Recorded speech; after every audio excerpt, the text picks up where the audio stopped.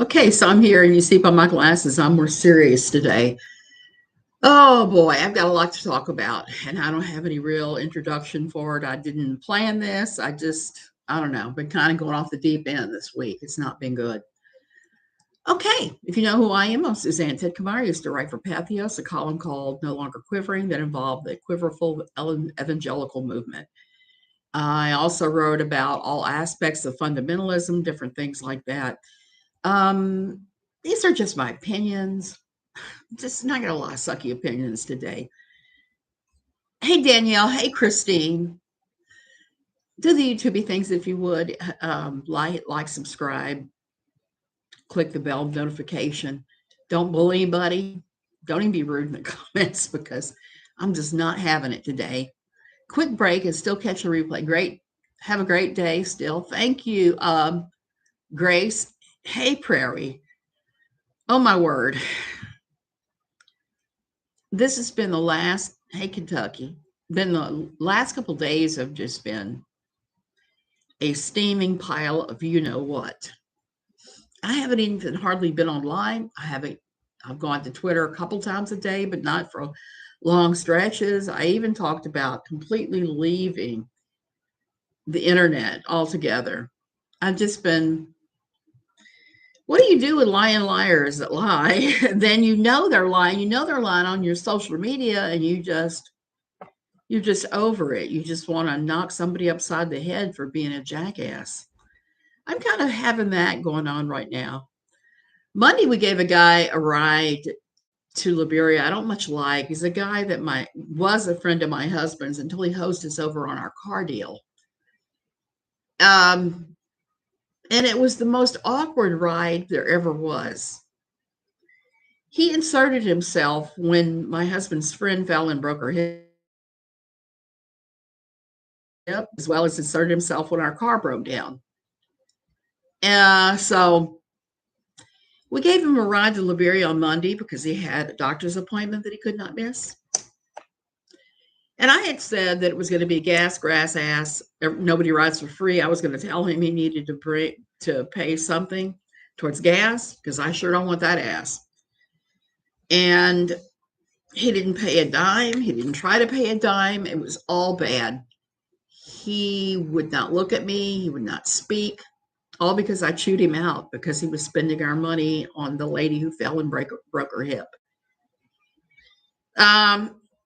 So he's on social media like crazy right now, and it's almost been kind of funny because the day after he chewed me out, the day after I chewed him out for spending our money, he posted a thing about you won't go to heaven if you argue with him, which I thought was kind of stupid. Yeah, he's posted all this crap about Austin, these different bands he's supposedly seen, and I know damn good and well he didn't see everybody he's saying that he saw. Example, the Sex Pistols. I know damn good and well he never saw them. Anyway, that's what I'm a bit. Oh, you're binge watching Hurricane live cams. Oh, I'm glad I'm a welcome relief because I am doing this too as a relief for me because I lived through Betsy. I lived through Camille. I had relatives that were in harm's way when Katrina hit. My aunt's house was 3 blocks from where the 13th Street Canal collapsed. So her house flooded up to it flooded into the second story. It was bad. It took them 18 months or so before it was even slightly livable. And that's with going back and forth from Dallas and working on it. Why do you think you should pay for the lady? He knows we have money. And all this time, he's never once paid for his lunch. We've gone out with him. He's never paid for gas, even though Liberia is a good hour away. We've given him, I sat down and figured that they like 15 rides back and forth to Liberia. What was so weird and unusual about this one, like I said, I let him have it that day. I told him, I said, you're just using Jim. And you've made it very clear you're just in a usury mood. You're using him and you need to pay something if we're giving you a ride. And he still hasn't. But we kind of did him dirty too because we didn't take him with us to Price Mart. We went out and had lunch without him. We just left him sitting in the hospital. And when he kept calling for us to pick him up, we were kind of like, well, we'll pick you up when our errands are done. And we stuck with it. But it was the most awkward of times.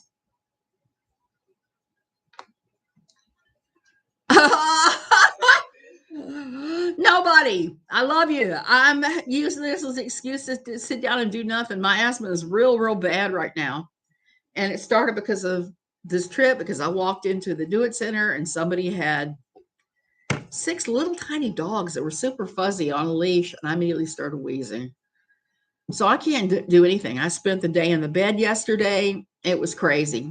We're sitting here in North Florida waiting for it to hit. I've never liked a user. He should have gotten his own ride home. Well, number one fan, I am. I hope it doesn't come to anything bad to you where you are. I talked to somebody, a friend of mine named Mike Hickman, and he packed up his car and left. And it looks like it's making landfall right where he lives. So I hope his house. Um, you seem like the type of lady down that takes mushrooms, but only if somebody else pays for them. No, I've already done mushrooms in the past. I'm not taking mushrooms at all. And I wouldn't be. Oh yeah, he bounced. He's a very practical guy. Mike is. He cooked everything in his freezer. It made me laugh. He cooked everything, including his pizzas and things, and he loaded up one of his coolers to hold all the hot cooked food for them to nibble on. And I was picking on him and saying, Mike, that is so like you to cook all your food and bring all your food and bring all your wine and evacuate. So I was glad he did. Oh, gods, and those people always think their dogs are hyperallergenic. Nobody, that was the problem. And that was not hypoallergenic. So I had to go back to the car and use my nub, take a ton of stuff. 13-foot. Yeah, I'm not surprised around Fort Myers. I've heard that.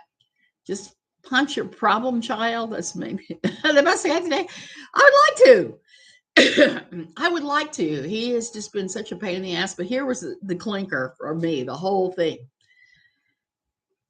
Okay, so he's going back and forth and he's getting his hands looked at for carpal tunnel surgery. This is a guy, I know this guy is so tight because he has no money. He admitted to my husband that if he had to in a pinch, he could maybe scrape up $500. Well, he's doing all this testing and stuff with the idea of having double carpal tunnel surgery. Now, I didn't haven't had this hand, but I had this hand done because I let it go so far that it was not just cutting here. They had to cut here and cut here too. They had to do a release all the way down my arm, different things. I have family scattered between Sarasota and Naples. I've been so worried all day. Kentucky, that's why I'm on here too, because I am worried about all of this. I got family in the path there. I also have when people try to speak to me, I talk to them and to make them talk to me or look like asses. I'm petty like that. I should have done that. He would not speak to me the entire time. He would not make eye contact. I even tried to question him a couple times because he's going right for the surgical thing. And I suspect he's going to try to hit us up for a deposit. I really think that's what he's going to do. The storm surge is going to be dizzy. You are right about that. So anytime there's these big hurricanes, I'm going to pivot away from this guy. He wouldn't speak to me. He's acting all stupid like a child in the backseat going like this. And I am actually being nice to him. I actually talked to him. I was trying to question him. Well, did you try physical therapy? That sometimes helps. Do you have supports for your wrists? He says, yes. He answered me on that one. And then I said, do you use them during the day? He's like, no, am I supposed to? It's like, it helps a lot. But when he started talking about how Reader's Digest saved his life, I was just like, So anytime there's these hurricanes and I get anxious. The dogs in the store kicked up my asthma high again, and I've just been kind of like a little shrimp curled up in the bed.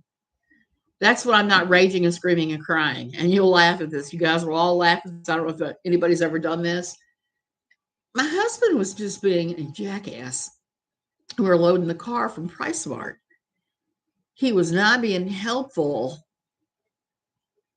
Yeah, it's not being helpful at all. And I'm trying to load everything in there. We bought a ton of stuff because we were out of some basics. And he was giving me some hassle. I can't even tell you what it was. It was so minor. I bought a pack of 2 roasts. I turned around and whipped that roast at him to try and hit him in the head with it. And it landed in the car upside down. But I was just that kind of mad that day. And that happens with the asthma. So his friend is playing a dangerous game if he thinks he's going to um, piss me off when I'm full of steroids, amphetamines from the asthma and all of that. So we're having conversations now about what to tell him next. So I think we're going to have to tell him to pee up a rope because we're not giving him a damn dime. And it's gotten even worse because a lady whose surgery we paid for called us up the other day and wanted $500. We've had to say no. No, no, no. Don't mess with the steroids. You're exactly right. They made me crazy. Like I said, I tried to hit him over the head with a roast. I tried to whip that thing into him, and I was mad. I started to walk off. I said, I'm hitchhiking to the airport because we were right across the street from the airport. Getting on a plane. I'm going home to my mama, and you can't stop me. I was mad. Oh, so I'm trying to regain my, I guess, my happy-go-lucky funny side. I'm trying not to talk about KJ because there's been so much awful going on with her. And it is a hell of an image. And I've got this anxiety going on about hurricanes I just get now. I lived through Camille and Betsy. When Katrina hit, I had relatives that were scattered to the 4 winds. Everybody in the family was putting together every dollar they had to help the family from the New Orleans area because my entire family, most of it is scattered between New Orleans, Bayou Manchac, and Ponchatoula. I've lost my silly too so much. Yeah, I've lost my silly. I've lost my happy. It's just not been good. So I've been curling up in the bed and trying not to hit somebody over the head with a roast, even though I get provoked. This morning I got up and before I even had coffee, he was like babbling about where we're putting things in the house. Because that's the newest thing that we're arguing over. And we don't fight. We almost never fight. We're fighting over where to put furniture in the house. He keeps saying, why do you think you know better than me about this? This is because I actually have some art experience and have studied interior design some. That's why I think I know better than you. I think my diabetic a-hole psycho orange cat is either going to the farm or getting euthanized. I'm so over it. I am so sorry. I know what that's like too. I had an elderly cat one time. I had to put him down. He just got too sick. I have a video game where I can take out my aggression and it helps. That's wonderful. I used to have a video game years and years and years ago. It was the sickest thing you'd ever seen. It was one of those early handheld ones, like the early 80s. This is like the size of this remote or something, and had a little black and white screen. It was really sick. Babies were falling out of this building, and you were using stretchers to bounce them into the ambulance.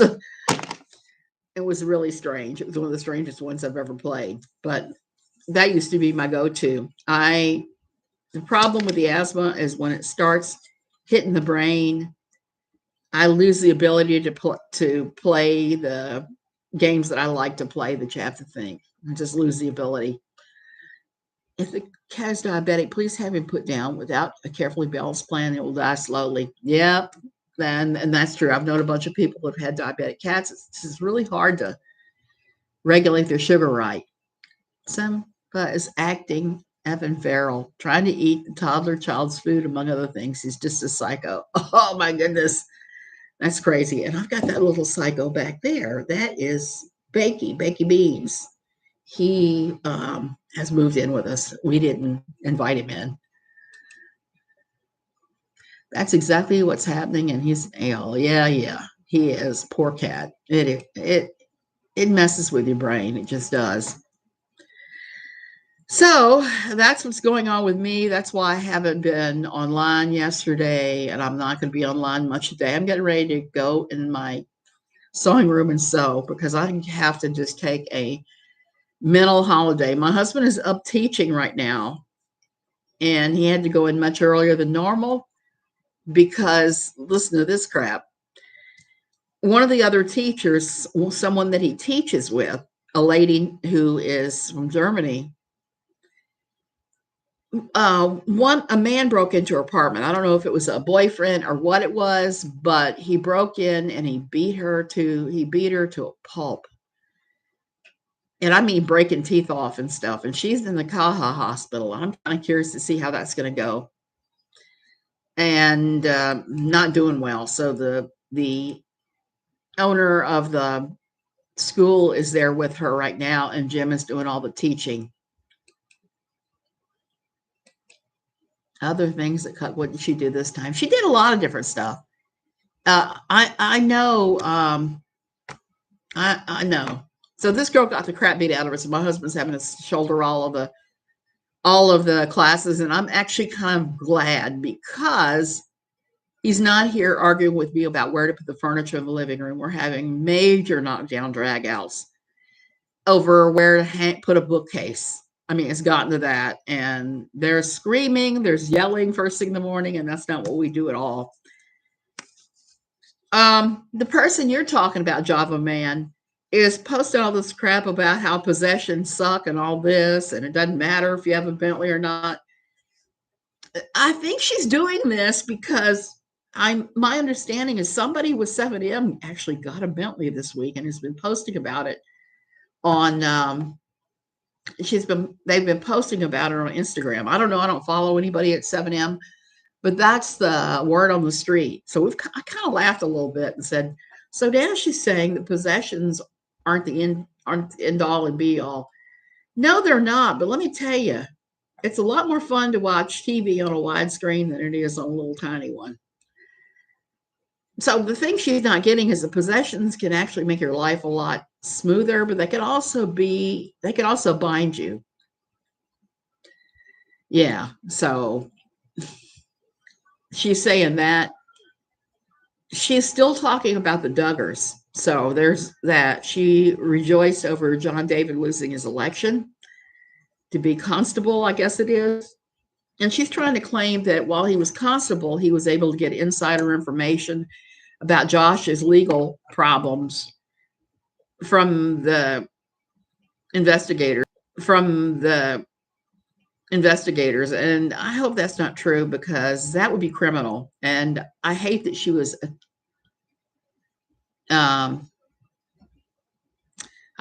accusing it. Whatever you own ends up owning you. Fight Club. Java Man, I lost 2/3 of my possessions 3.5, almost 4 years ago, when a shipment coming down here went very badly because I let somebody else. When I shipped our initial things that we needed here, a small television, bedding, kitchen stuff, extra clothing, I packed everything myself. I inventoried it. I did everything right. When they came to pick up the pallets, they said, "Oh, you've done this before." I was like, "Yes." Well, I'm an ex-military wife. My husband is former military, so I know how to pack the international move. So I did that and did it right, did it well. The second one I asked our real estate agent, our rental agent, to oversee it, and I'd marked everything with Post-it notes. I don't have them. I marked everything with Post-it notes. What was in each thing, what needed to ship, what needed to be picked up, what needed to go to the dump. And we paid him quite a lot of money to do this, to organize this and pack it, have our shipping container packed. One of the things that came through was a bag of trash. I mean, stupid stuff. So you don't really need your possessions, I found out. I cried pretty hard when it happened. But now I'm kind of like, yeah, none of that stuff matters. I was so angry about what she said about John David and how she was so happy he lost his job. So, yeah. they shipped a lot of crap that was not supposed to go, including all of my kids' stuff. And when it all arrived, when the shipping container arrived at Costa Rica, it had what we had listed, but it also had more than 100 other items in there. So the shipping container, the company that does the clearance with the customs here said, "Hey, you have 100 more items than you're supposed to have." And I said, "Well, what can we do about that?" Because they said they're not going to let all that in. And said, "Well, what we can do is we can file an exception. They'll just rubber stamp it and let you on through." So I started doing that. A week later, the entire country was shut down by a strike. And I was in the hospital with a TIA, one little tiny strokes. And it took 8 weeks for the shipping company to open back up and the aduana to open back up. And by that part, we had missed the 30-day deadline that we were supposed to pass, that we were supposed to do the paperwork on, even though the aduana was shut all that time, and so was the shipping company. We missed the deadline. They told us no extension. Delta Burke had 27 storage units full of stuff. Her mother saved the diaper that she brought home from the hospital. That is kind of weird. That is all kinds of weird. I didn't have that much stuff. I only had enough to fill one shipping container. It was all the stuff we'd accumulated over the years, 30 plus years of our marriage and moving all over the world. And what happened then was we were told, well, you could have the number of boxes and pieces of furniture that you had listed on your original bill of lading. So we went down there, we picked through everything, we marked everything we wanted, and paid the aduana, which was high as hell. It was like $6,000 on our crap, and it's not even worth anything like that. And the deal was they were going to bring it to us. What they brought, some of it was the right stuff, but most of it was not. Most of it was just junk that we were abandoning. So I got things like we got the drawer to our oak desk, but we didn't get the desk. So it was just stuff like that happened that I was just like, and I found I don't really need it. And at the time we'd hired various lawyers to try and dispute it, tried to get our stuff. One lawyer said, "Give me $3,000. Meet me at the warehouse at 6 p.m. with a bunch of cardboard boxes full of newspaper, and we'll get your stuff." So he was going to pay a bribe, and then we were going to switch out these boxes full of newspaper for our boxes we wanted. Illegal as hell. So my husband and I had a conversation about that and said, as much as I would like to have our stuff, that's quite illegal. And I don't want to be that sucky here. So we ended up losing the stuff, and it was auctioned. It was auctioned off. And the thing is, once you lose it to auction, they won't even let you auction. "Give me $3,000, I'll steal your stuff for you." Yes, nobody. That's what it was. Give me your stuff. Give me $3,000, and I'll help you steal your stuff back for you. So that didn't fly. It didn't fly at all with me. And it was terrible because it had my mother's wedding dress, her mother's wedding dress, my wedding dress, among those things, are the things I lost. Perhaps it is sour grapes for KJ. She didn't want her possessions anyhow after all the lawsuits. I think it is sour grapes. I think she's saying sour grapes because she realizes she's about to lose everything, including the 2 imaginary Bentleys. I think that that's exactly what it is. And I get frustrated with her because she doesn't know what it's like to have to go through things like losing everything you own in hurricanes. That happened to me before. I lost a lot of things when I got divorced because I walked away and let him have everything. I lost family heirlooms this time. It was really hard. All the guitar collection and the guitar collection.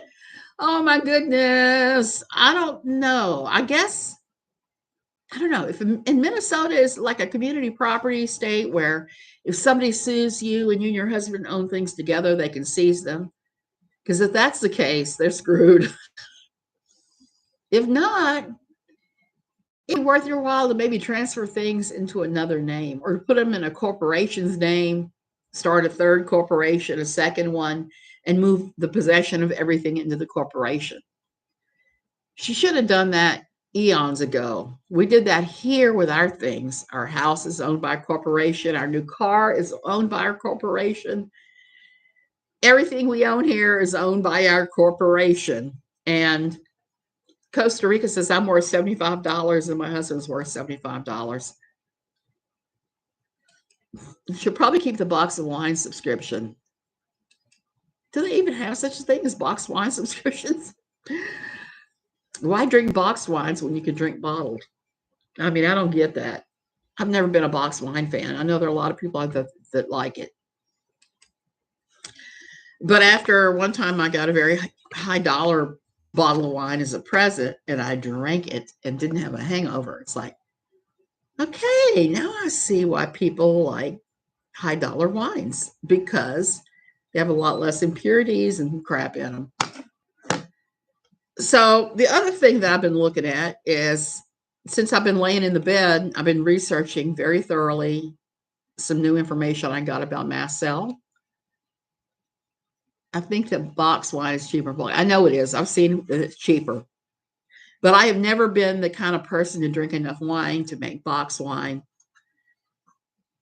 economical. I used to always have a glass of white wine while I was cooking dinner. That was my ritual for many, many years. And I had to stop my ritual because my daughter was like 8 or 9 years old, my youngest. She started saying, Mom, you're an alcoholic. And she started nagging me about it. And it just got to be too much. And I was in the cult then too. And she was saying, you know, if Pastor Thomas finds out, the next thing you know, you're going to be in trouble. You're on worship team.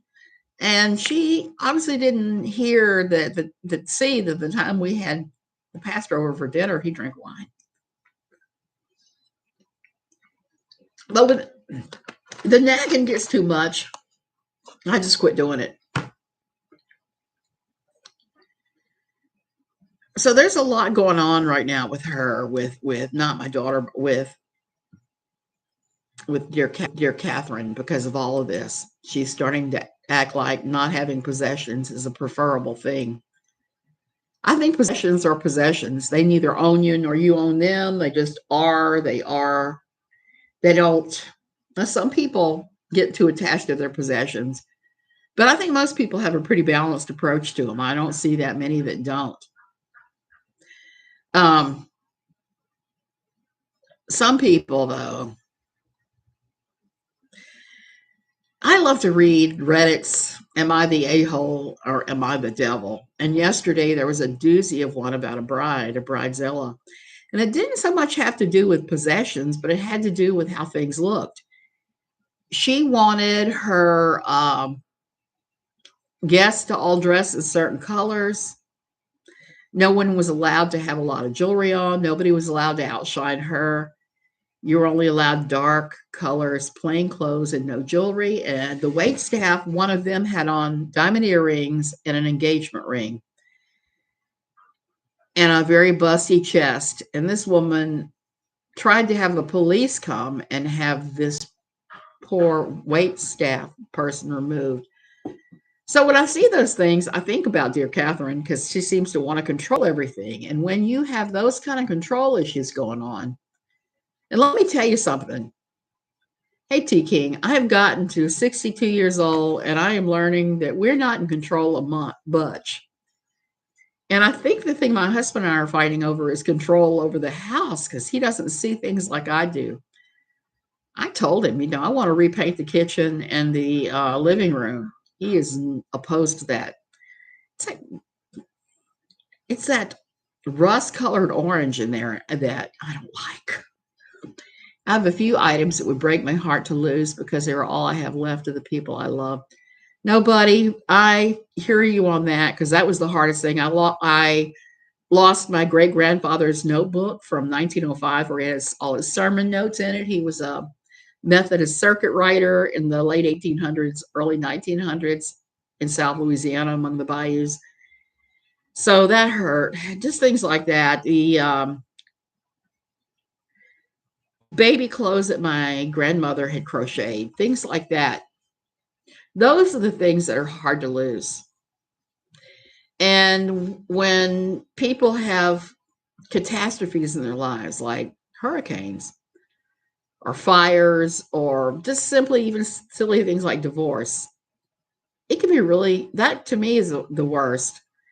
I know somebody that I know on Twitter that goes, I forgot what her Twitter name is. I know her by her Facebook name too. I think about like 18 months ago, maybe her whole house burned down to the ground, and she has struggled to build back again, to have a house again, and to replace things. And it can be really, really hard. Here, that's an incredibly hard thing because, like this morning and on Monday, I was trying to get a light bulb from my lava lamp and three light bulbs for a standing lamp that I bought at Walmart in Liberia. They don't carry the bulbs that fit this particular lamp in Walmart, which is really a bizarre thing. So I've been running around trying to get these bulbs, and I can't find them anywhere. I went this morning again. So there's something about being here where I'm in near Tamarindo. There's not much here. Liberia is a more major city. I think what I'm gonna have to do is go to Liberia and go from Ferreteria to Ferreteria, which is what they call their hardware stores here, and find out who has it. I don't think they had it at the Do It Center when I ran into the dogs the other day, but I can't be sure because once the asthma starts, I get tunnel vision, and all I can think of is get to the stupid car and medicate, medicate, medicate. The house that Jim Gerard, owner of Gerard Cosmetics, burned down not long ago. YouTubers Dustin Daly and Nick from Viewer's Voice also live there. John, I saw that, and my heart breaks for them because, like I said, I know what it's like when you lose just about every damn thing you own, not by any fault of your own. It can happen in an instant. I've never had a fire, but my husband, his family home when he was like 17 or 18 burned to the ground. And they lost everything. They lost some pets. Yeah, I saw that. That's really tragic. Couldn't get their pets out. Um, Twice I've seen places near me burned down in the middle of the night. Once when we lived in our house in Virginia, a house like our house was here, and it was more like here. It was like catty corner, burned to the ground, and they lost their pets and everything. It was awful. And when I was married to my first husband, I lived in a mobile home for a while, in a mobile home park. And the mobile home across the street from ours burned to the ground one night. And it was what's kind of unique about both of those situations being separated this big gap of years is that both times I was up sewing. I was up sewing. Both times I had my sewing machine set right in the window. I was looking out and saw both fires start and went, and with the one, I didn't have to get anybody out. They were out already by the time I ran downstairs and ran up to see what was going on. The family was outside. The time it happened in the trailer park, the guy was passed out drunk.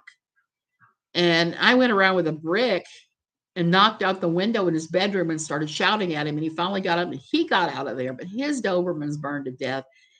And the friends in Culpeper, Virginia, where I used to live, their Dalmatians burned to death. It was sad. It happened so quickly that you can't always get your pets out. I don't know what I would do. I was trying to see if he's still there. Nope, we no longer have cat. That's losing everything. So it's a really hard thing to do. But then again, it taught me not to hold so tightly to my possessions. And some of the things that showed up were kind of mind-boggling. I'm glad I have now. My china cabinet showed up minus one leg, and I can't get an oak ball leg to fit under it. So we had to punt and do something else. And we have something under it now holding it up that's not actually an oak leg. They shipped that, and they shipped most of mine, not all of them, blue and white Staffordshire plates. So I have those. And they're doubly dear to me now because of everything I've been through with all of this. Oh, so I pray that dear Catherine never has to face losing everything, even if it's a possibility of it because of the legal thing she's going through.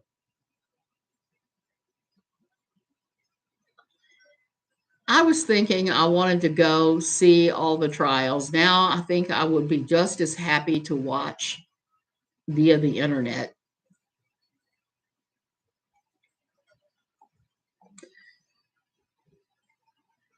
But she has been particularly badly behaved. She's also tried to rebrand herself as a nice person, if you've watched.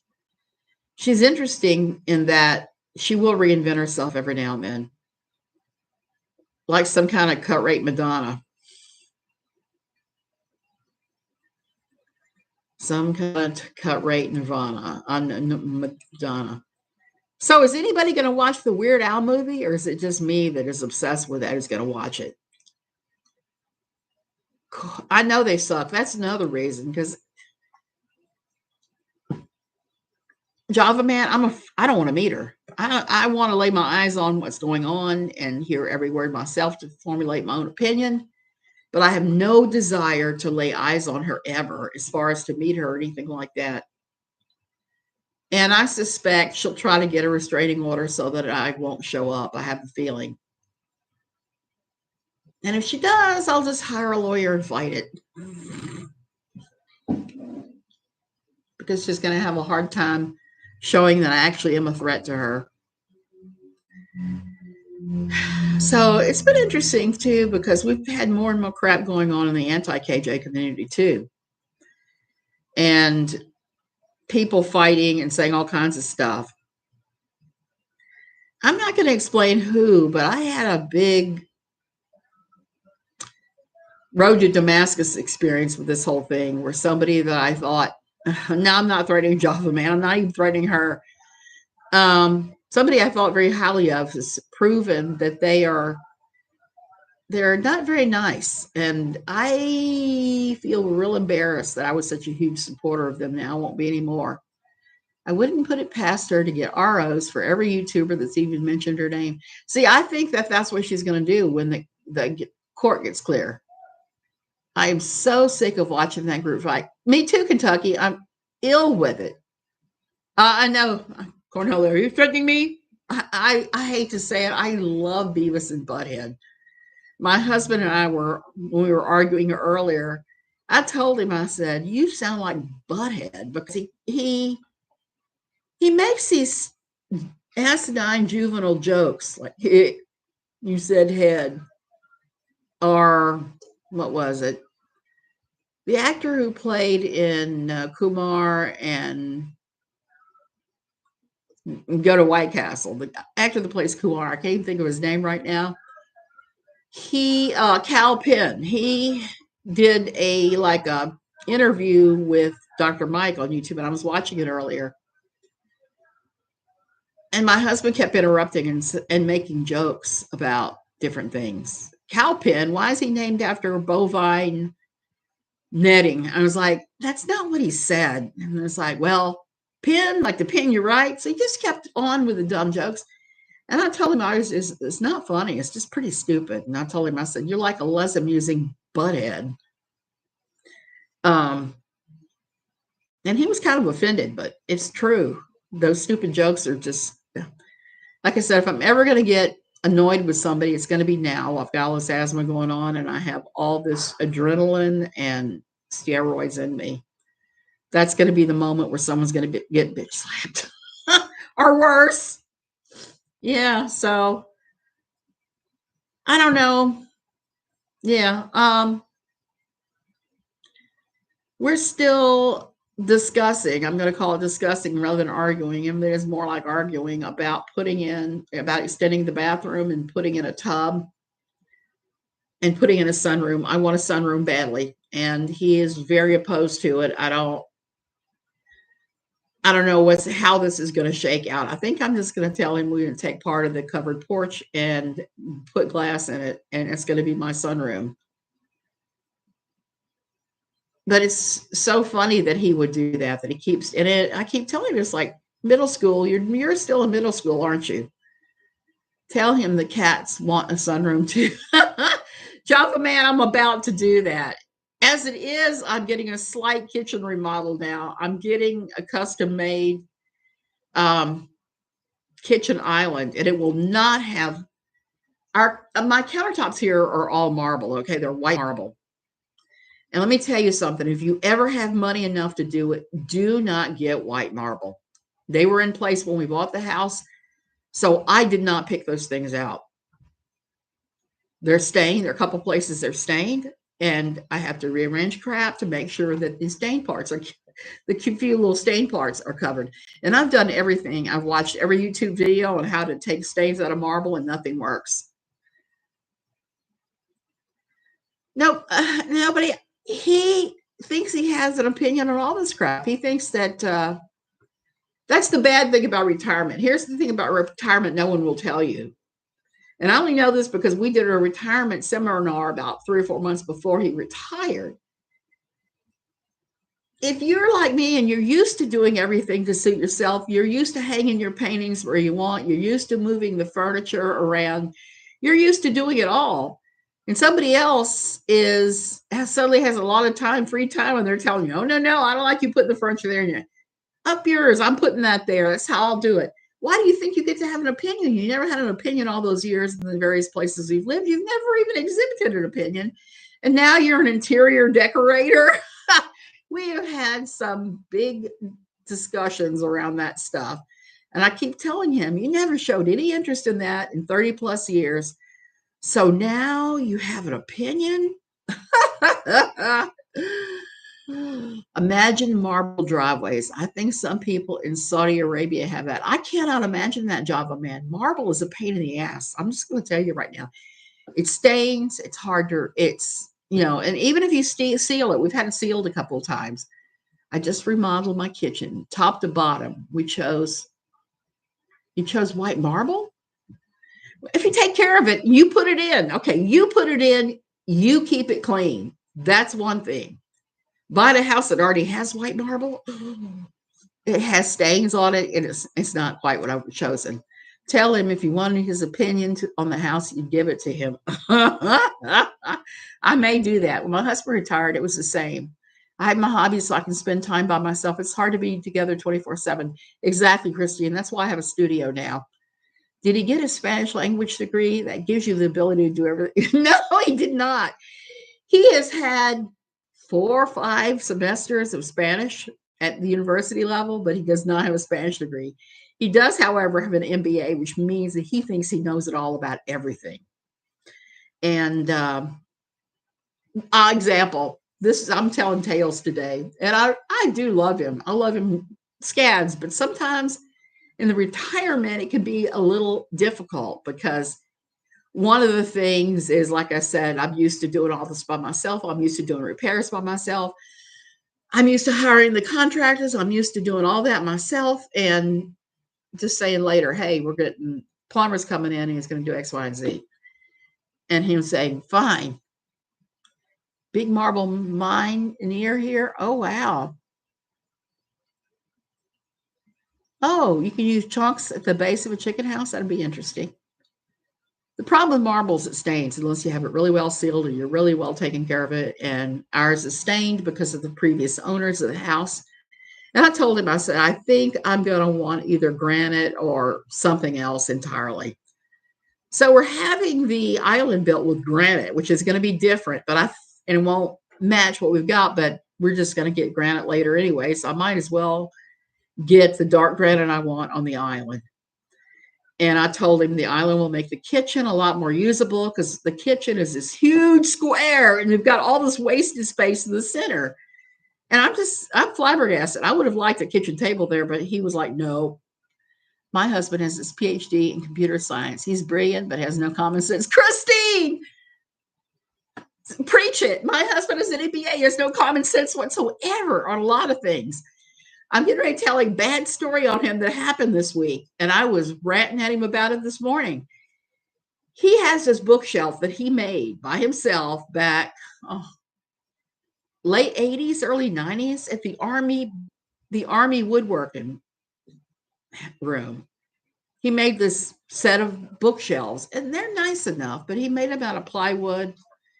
Um, we've had them forever. They made it over here. I couldn't believe it. But now they're old, they're scuffed up. He's had them next to his desk, and I said, hey, I'm not crazy about you having those by the desk because you're blocking the window. You sealed it really well. You shouldn't have a problem. You shouldn't have a problem. Your kitchen's small. Yeah, you do need a very light color there.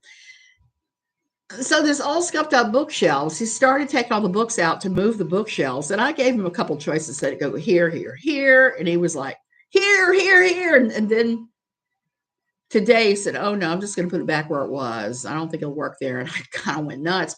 But here's the funny thing about him and not having common sense. He told me it's all scuffed up. It's all scuffed up. I said, well, just have Billy Joel. The repairman we use right now, his real name is Billy Joel, something like Billy Joel Vasquez or Hernandez or something. His mother loved the music of Billy Joel. So I said, have Billy Joel revarnish it for you. It'll be fine. He said, no. I got to add a darker color, darker color, darker color. I said, Jim, there's varnish on that. You can't restain it. He says, yeah, I can. I said, you cannot restain varnished wood. You cannot, unless you take like a electric sander and sand off all the varnish, and then maybe you could restain it. Maybe. But even then, it might be a bit difficult. So he didn't listen to me a bit. He ran to the hardware store, and he started talking to the guys there. And I told him, I said, you could paint it a darker color if you wanted, but you can paint over the varnish. But staining over the varnish is going to be a mess. It's not going to work. So he wouldn't listen. Ran off to the ferreteria and started talking to the guys about stain and told them what he was doing. Told them what he was doing. Told them. And they said, yeah, fine. Let's give you this dark walnut stain. And I was like, this is not going to end well. I have way more experience with this stuff than he does, okay? And he had Billy Joel restain it. And guess what? The stain did not take. It really looks crappy. Oh, you reused your cabinets. That turned out beautiful. I'm glad to hear that. We're going to reuse ours, and we're not even going to reface them because they have Guanacaste wood, custom Guanacaste wood cabinets in the house. So I don't want to disturb any of that. I'll still like that, but I'm going to get granite and new appliances and paint in there and pull out the tile and put new tile backsplash. And a new sink, because the sink we got is just a plain stainless steel. I don't like it. I want a copper or even a granite sink, something like that. Billy Joel nodded and giggled. Okay. He nodded and giggled and did it. And it turned out. And my husband was moaning and crying about it this morning. And I said, look, I told you can't stain on top of stain. I told you this. Why do you not listen to me when I tell you these common sense things? I'm not saying it to piss on your parade. I'm saying it because it's true. So that led to this big, long, not knockdown, drag out, but this discussion we're having about him not listening to me. And I proved to him he didn't listen to me because I'd been listening to a YouTube video, and I said, look, can we delay this conversation for 5 minutes? I'm watching this thing on Kal Penn and the racism that he experienced when he was in Hollywood. And my husband kept interrupting me, and I explained 3 or 4 times. He listened to me listening to it. So then an hour later, when he said, oh, I listen to you every single time. I said, you didn't say anything. Yes, I did. I said, okay, so who was I listening to earlier, and what were they talking about? And he said, I don't know. My wife says I don't listen or something like that. Yes, John the Man, it's one of those. So I think I made some valid points today. I I've gotten to the point where I won't interfere most of the time. When he does that stupid stuff, I'll just nod my head, breathe in, breathe out, move on, because there's some things you have to learn the hard way. But I was trying to save his ass with the you don't restain already varnished wood. You just don't do it. Not listening, not listening at all. And he's just doing all that stuff. And that's what's so interesting about to me about this retirement stuff, because when we did the retirement seminar, the lady leading it said that post-retirement is when most people get divorced. More people divorce at retirement age than any other age. And I can kind of get that now, because you're rubbing up against each other in ways you had never rubbed up against each other before, and you're trying to navigate. You're trying not to be a control freak like someone we know, but it's happening, and you're being a control freak. You're being a bad control freak, and you know it, and you're yelling and screeching and carrying on. It is called silver divorce, yes, and it's a real thing. So there's that. And I'm going to have to work on him about the sunroom. I have an idea. He may not like it, but I have an idea. Sounds like my husband as well. He makes so much more work for himself. He overanalyzes and overthinks everything. Christine, exactly. He overanalyzes and overthinks everything. And it's funny because I'm the practical one. I'm the one that I go in there with the hammer, I get it done, and or the wrench or whatever, and I get it done. You can stand next to a man with a megaphone and yell about the trash for an hour and get nothing. But walk a block down the street, hide behind a house, and whisper the blowjob in the ear. Nobody, exactly. And that's the real trick, I think, about marriage that nobody talks about, is you have to learn how to compromise without losing your mind. A lot of times when he talks to me about his schemes and his overthinking things, in one ear and out the other. But the bookshelf was particularly problematic because when we bought the new TV, we had to buy a stand to put it on, okay, because we had a old-fashioned TV cabinet with the door shut, okay, and a 60-inch TV was not going to fit in that. So we bought this beautiful console table in hardwood that was 60 inches long. We put the 60-inch TV on top of that, where the other thing used to be. And so he comes in, oh, let's move it here, let's move it there, blah, blah, blah. And I was like, no, I don't like it there. I don't like it there at all. And we had a lot of discussions about it. And I finally just gave in and said, fine, put it there. I don't care. So he moved it there. He brought Billy Joel in. Billy Joel varnished the thing and built shelves inside where the TV was. And it's beautiful. I love it. And I told my husband, I said, okay, that's good. That's a good thing. I like that. And it lets me have my china cabinet in the kitchen now instead of we had it out in the living room before. It has all my antique china on it, which is blue and white, which I eventually want to repaint the kitchen in the blue and white type theme. And we'll kind of go from there and see what happens. But in the meantime, he wants to put the bookshelf between those two things. And I'm like, no. It's weird, blah, blah, blah. They're all different.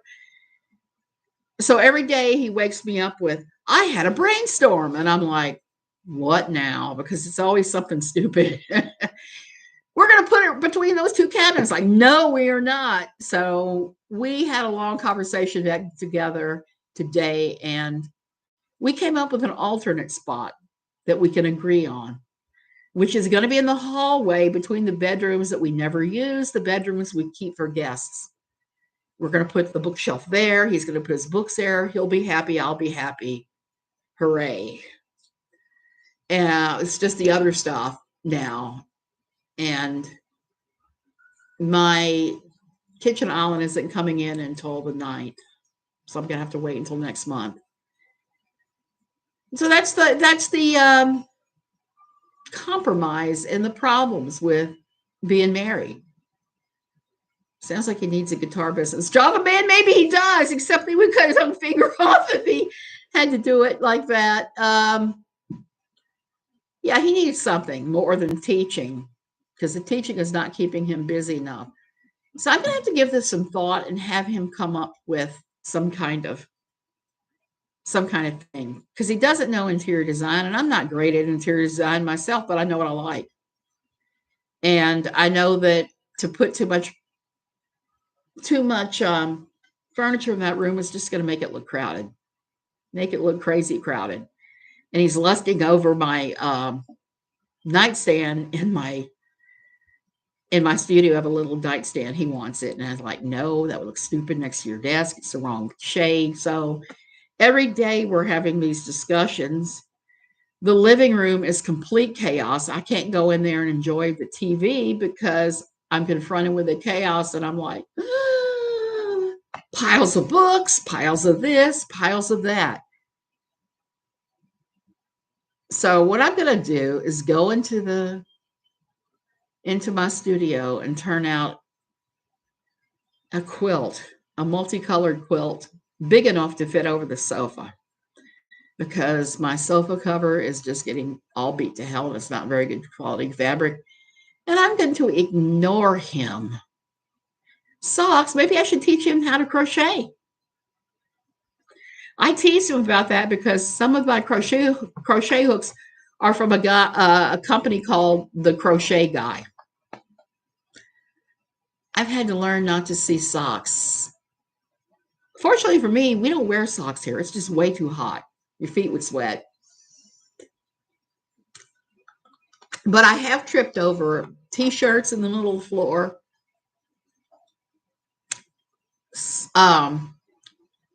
What do you call them? Shorts in the middle of the floor. He's really bad about just dropping his shorts anywhere. And that's fine, except that if I'm going down the hallway and I'm stumbling over your shorts with the cat sleeping inside of them, for some reason the cat likes to get inside the shorts, and I don't get it at all.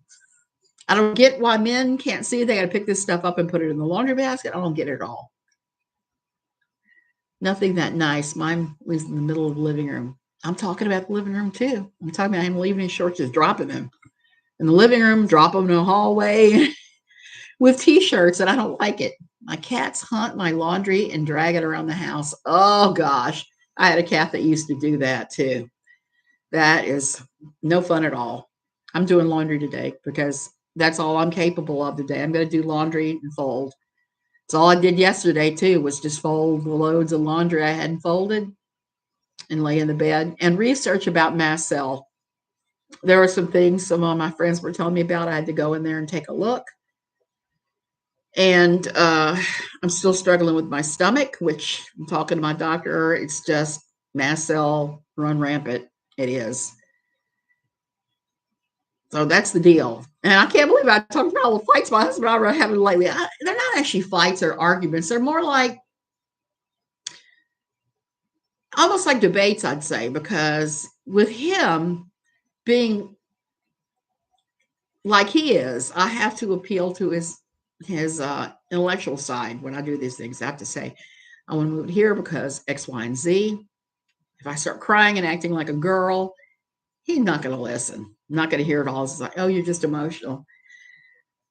So that's the thing. I've learned with him that I have to be non-emotional. And if I start screaming, it's not good. And the asthma creates such havoc with me with the high levels of different things. Here's something I learned yesterday that I hadn't considered. There's a supplement I'm not taking. One of the I guess the enzymes in your body that I'm going to see if I can score a bottle of those tomorrow morning, first thing, because he has the car at the school, and we're a little ways from the supplement store where I buy it. So I have to take the car and go into town for that. I also am going to be going on a low histamine diet. I really don't want to do it. It's going to be a pain in the ass. You're probably going to hear me gripe, moan, piss about the thing, because we were on a diet by a company called Clinio. We lost weight. I only lost like 6 pounds, but he over 3 or 4 months, but he lost like 15, which I know is men in general. So I'm going to get the supplements. Then I'm going to start the low histamine diet, and we'll see what happens. Part of that means going back and doing gluten-free, because apparently wheat is such a histamine. So it's going to be a pain in the butt to do, but I guess it's something that really needs to happen. And I'm going to have to just keep trying to keep down the stuff. There should be a pizza, ice cream, and steak diet. There should be, John. There should be. And I've tried the cauliflower pizzas. And if you're in a pinch, cauliflower pizza can be okay. I'm just going to say that. Thank God I have like a 10-pound bag of almond flour, a fresh bag of it, because I'm getting ready to use it a whole lot, I have a feeling. There was nothing worse than the 2 years I spent on a gluten-free diet because I was reacting all over the place to wheat. That was my 2-year wheat thing. And now I know when I start reacting to wheat, I have to back off for a month. Barbecued chicken pizza is very good. John, that's one of my favorites to make on tortillas. I make little individual barbecue chicken pizzas. They're really good. Just something about it that's just out of this world. So I have a feeling I'm going to be eating a lot of barbecued chicken pizzas on cauliflower or wheat flour. I'm not wheat, almond. And it's just a crapshoot. And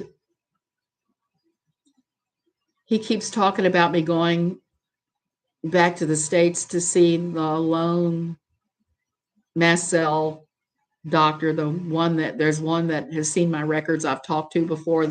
My old lung doctor wanted me to go see, and I may be making another trip back to the States beyond the one that I'm just getting ready to make to see my mother. So when I do that, when I go see my mother, there won't be any live streams at all because she has the world's crappiest internet and knows nothing about her computer, knows nothing about what she's doing. It's just a pretty crazy situation. So that's one thing about life. And I think that's what we're arguing about now is the state of flux that the house is in because we're doing upgrades on some things. And some of that is doing some upgrades on some of the furniture. I'm going to have Billy Joel fix the scratches on my oak china cabinet that it arrived here with, because it's got some pretty exotic scratches now. Okay, you guys, I'm going to go. If you're retiring and your spouse is not used to you being around, or you're not used to being some grace, and you can kind of steer them towards a hobby. It's like the only thing you can actually do to make things. And yeah, and everything, there's a time and a season for everything. I told him today, I don't deal well with chaos.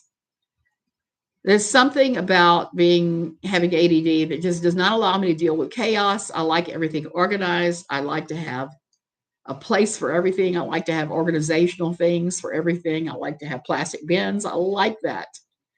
And if I have to deal without it, it gets crazy. And it has been crazy lately as a result because everything is in such a state of chaos in the living room. Yeah. And the other thing I have to do today is I have to pull out the stools underneath the new television set and do something about the wires, because when my husband put the television set together up there, it looks like black spaghetti under there, everywhere wires. So I have to go in there and fix all that crap. I'm getting tired of being the guy going behind the elephant, cleaning up the mess. So we're going to continue to have conversations about that, especially since between the stroke and how bad the mast cell has been, I've been just largely useless lately. Has your husband start his own YouTube channel touring Costa Rica? That would keep him busy and out of your hair. John, we talked about that. He actually joined me on my channel for a little while. We did it for like maybe a month or so to talk about Love After Lockup, our mutual obsession. Since the show has driven off a cliff, he won't even watch it with me now. And he said he really enjoyed that. So, that is the thing. The other thing that he talked about that I thought would have been a good thing for him, and I still would like to see him do it, is starting up a touring company via motorcycle. You can rent motorcycles here. They're quite expensive to rent. I told him, I said, buy 4 or 5 of them and then do these guided motorcycle tours to these different places because there are so many beautiful roads to drive on.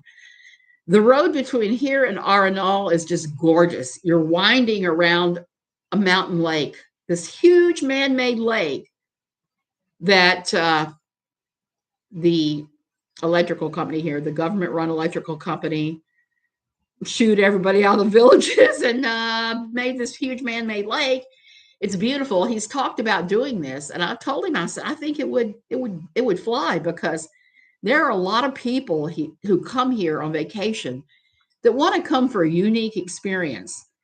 And that's not always possible. There are a lot of places and times where people will come and it's like zip lining, riding a horse on the beach, beginning surf lessons.